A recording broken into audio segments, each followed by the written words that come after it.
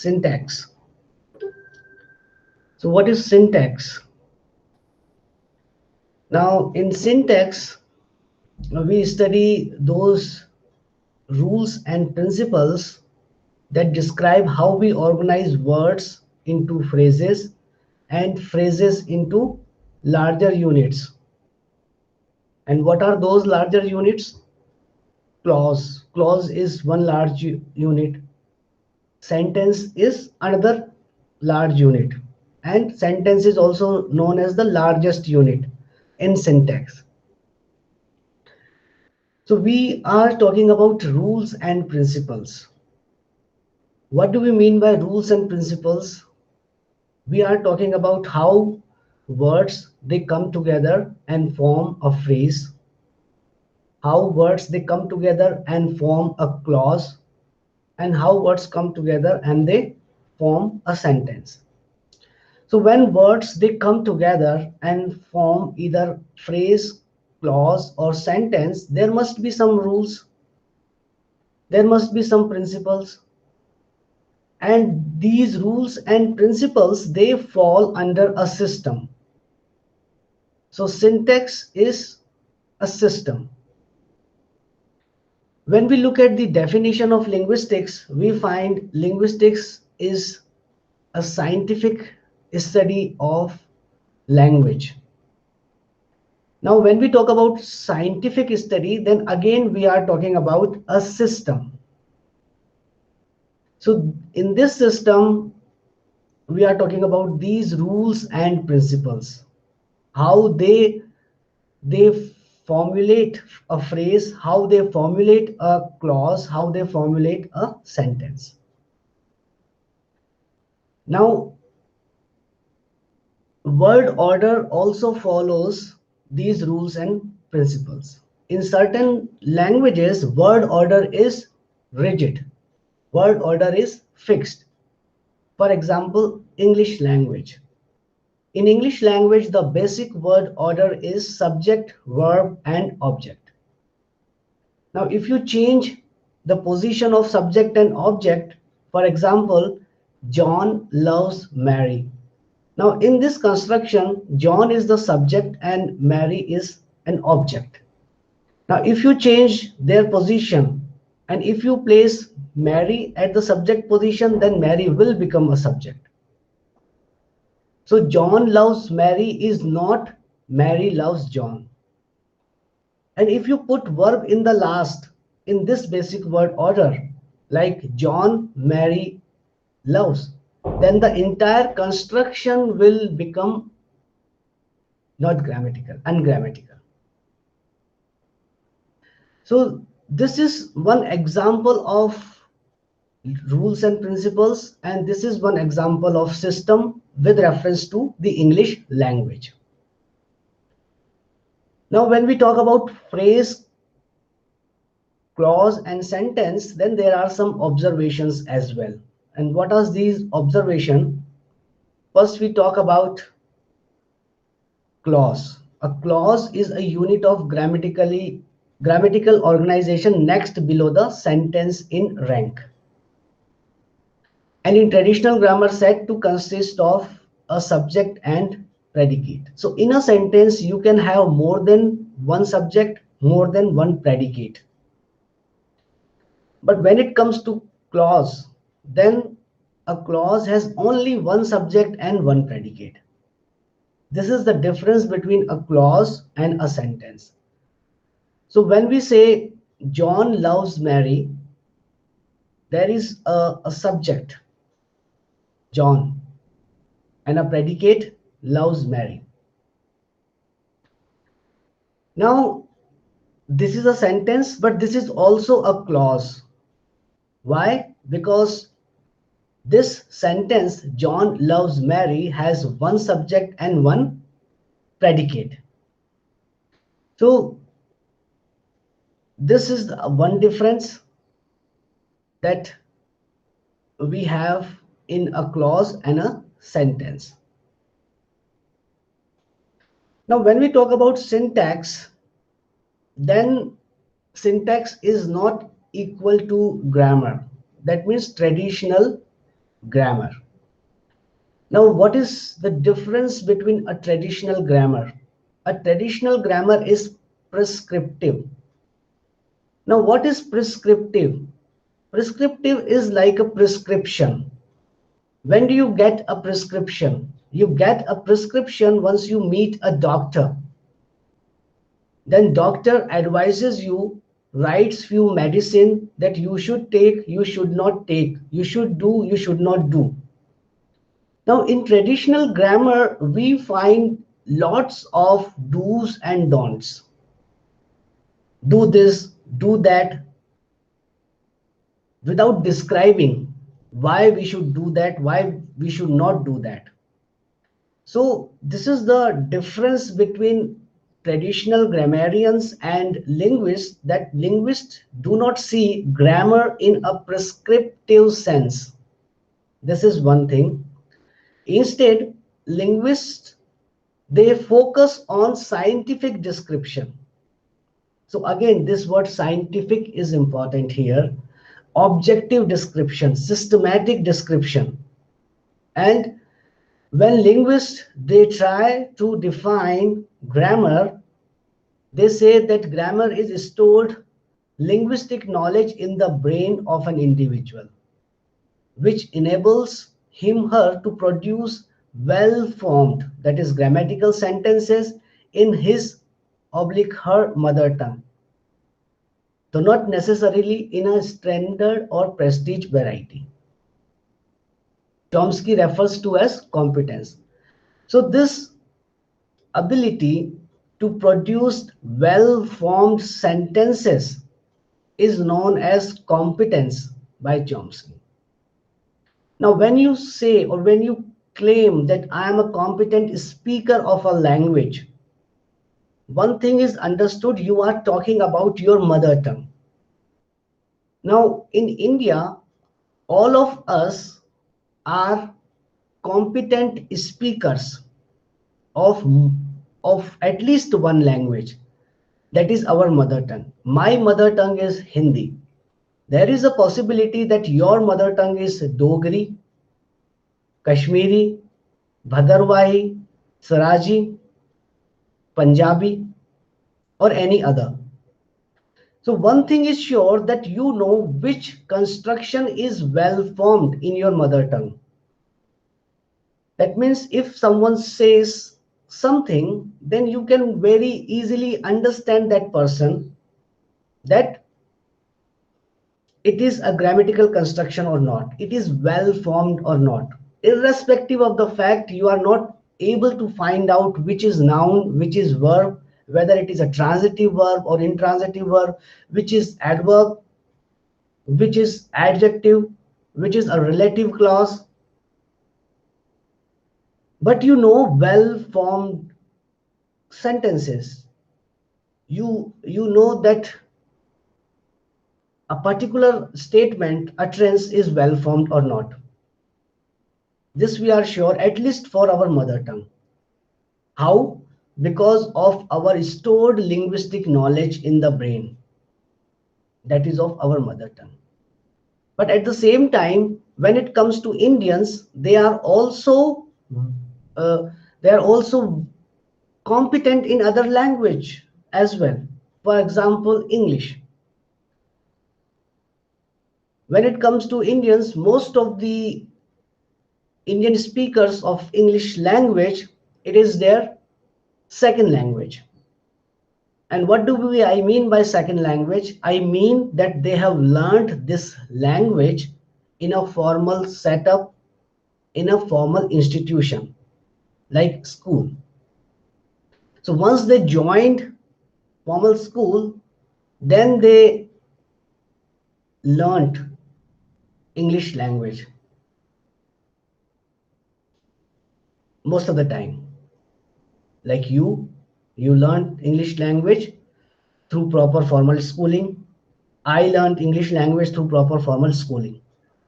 That means mother tongue is different and second language, that is English, that is different. But there is very much a possibility that a person can gain competence in second language as well.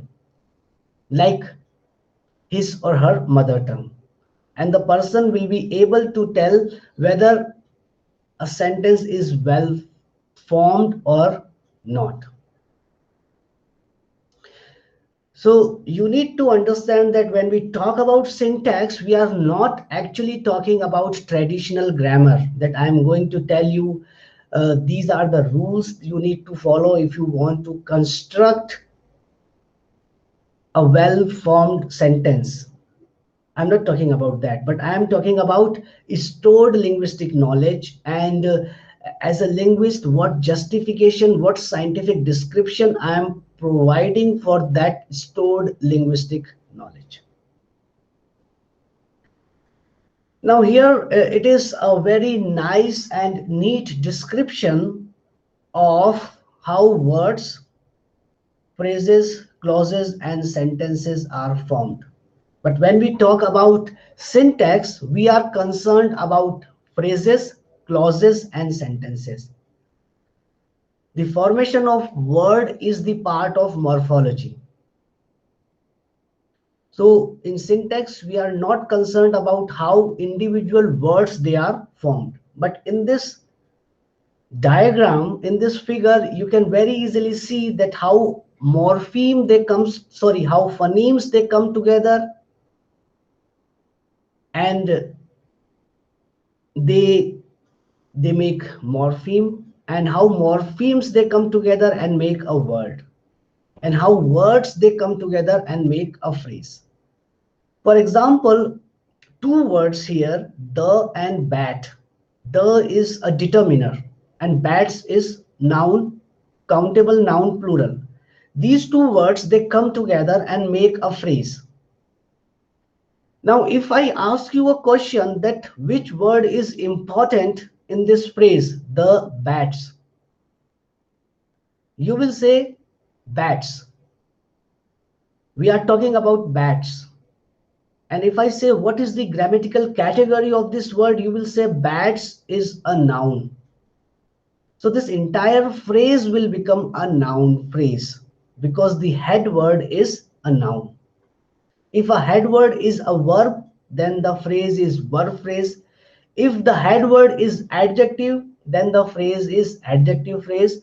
And if the head word is an adverb, then the phrase is an adverb phrase. So let's say these two words are there. Now, clause. As I said, like the larger unit than a phrase is a clause, and the compulsory condition for a clause is there is one subject and one predicate. Now, while it is proved, it is a subject here. While it is proved is your predicate. So that means while it is proved is one clause. And then we have a mark of an oblique here. The bats harbor viruses.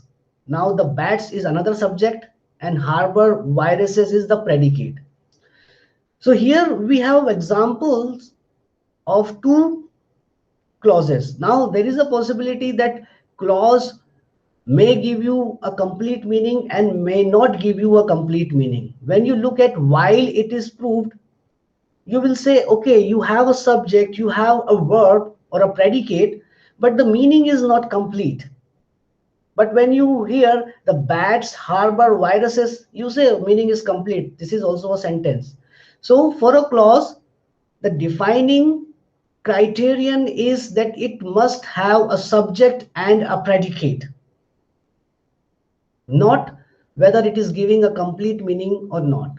So here two clauses are there. In one clause, the meaning is not complete. In another clause, meaning is complete. But both are examples of clauses. Now sentence. In a sentence, you can have one sentence, one predicate also, and more than one subject and one predicate. So if you look at this sentence, it is proved that the bats harbor viruses. Then you find that there is an independent clause and then there is a relative clause. It is proved. What is proved? That the bats harbor viruses. And if you look at how many verbs are there, you will find two verbs here: is proved and harbor. They are two verbs. And when it comes to subject, then it and bats, they are two subjects here. So remember one thing, that under the heading syntax, you have phrases, clauses, and sentences.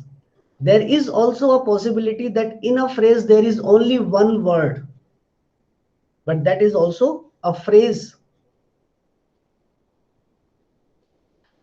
To move further, we will look at the difference between phrase and clause, because we have already seen the difference between clause and a sentence. So what is the difference between phrase and clause? Now you can look at the verb took the cab. Now what is took? Took is past tense verb. Took the cab. The cab is the noun phrase. The cab. So this is a phrase. Which type of phrase is there? Is this verb phrase? Took the cab is verb phrase. Now the clause John took the cab. Now this is a very nice sentence, a very short sentence. John took the cab, but it is also a clause and it is also a sentence as well, because it has one subject and one predicate. But we can also say after John took the cab. That means it's not complete. So that is like when John took the cab, it is also a clause. It gives a complete meaning. After John took the cab, that means something is remaining, something happened. After John took the cab, the accident occurred. So like the accident occurred is missing here. So that way, a clause can have an independent meaning, cannot have an independent meaning, but the compulsory condition for a clause is that it must have a subject and a predicate. Now, the example of sentence, students went home when the lecture was over. A student is noun, also subject here.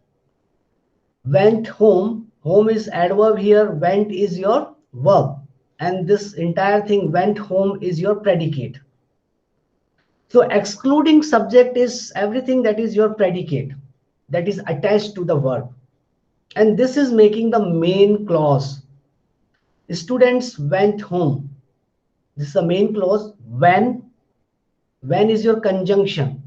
The lecture was over. The lecture is noun here. Sorry, the lecture is noun. The is the determiner. And here it is also the subject. Was over. Over is again an adverb. Was is a verb. And this entire thing, was over, is a predicate here. So you have a subordinate clause. Subordinate clause is dependent upon main clause. So you will say students went home when the lecture was over. Now this is the entire thing. In this slide, you have an example of a phrase. You have an example of a clause. You have an example of a sentence. So very neatly, this slide demonstrate phrase, clause, and sentence. Now, when it comes to sentence, then we have different types of sentences. So composite sentences, that means one type of composite sentence is compound. Compound means like two elements and they are joined together. John read the paper and Peter mowed the lawn. John read the paper and Peter mowed the lawn. Now, with and, we straightforwardly conjoined two sentences of equal status. So generally, and is used once we join a unit larger than a clause, then they are of equal status. Even when we are joining two clauses, then they are of equal status. So we can also say John read the paper and mowed the lawn. So again, like, but we are talking about only John. That means John did two activities if we are not telling something about Peter. But here we are telling about two different individuals, two different activities done by them. Now the next is either the dog goes or I go. Fine. Again, either they are conjoined with either and or, either this or that. So what is this? The dog goes or that. What is that? I go. Either the dog goes or I go. So this is the example of the compound construction that we have.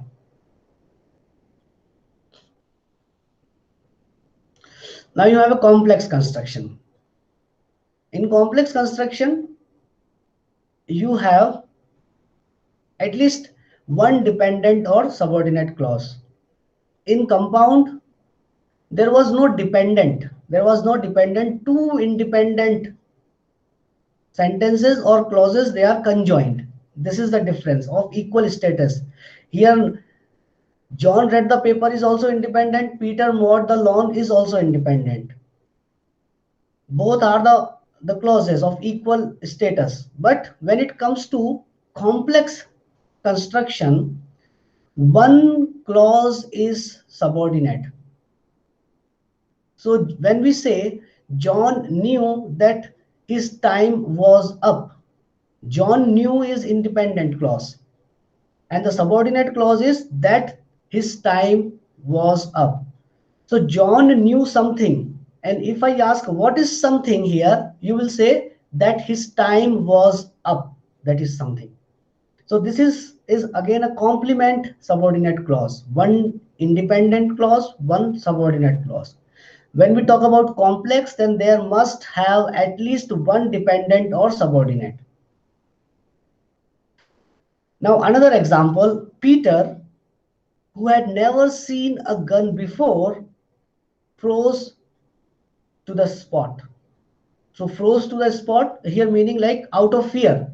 Out of fear, Peter froze to the spot, but we are providing the reason why froze to the spot, because Peter had never seen a gun before. So who had never seen a gun before, it comes in between two commas. So this is known as non-restricted relative clause. This is an example of non-defining relative clause or non-restricted relative clause. Peter, who had never seen a gun before, froze to the spot. Then another, here again it is a complex but a relative example of relative subordinate clause. The previous one, John knew that his time was up, was an example of complement subordinate clause. Who had never seen a gun before is an example of relative subordinate clause. And John and Mary text each other while the band played a song. Now, while the band played a song is adjunct subordinate clause. So we have different type of subordinate clauses. In adjunct subordinate clause, we provide extra information that is not actually required to make the meaning. John and Mary text each other, that's fine. But while the band played a song, that's not required. This is simply an extra information. So remember one thing, in a complex sentence, you have one independent and one subordinate clause, and the subordinate clause can be of complement type, relative type, or adjunct type. So this is for the day, and if you have any question related to what we have discussed, you can ask me now in the chat box, or you can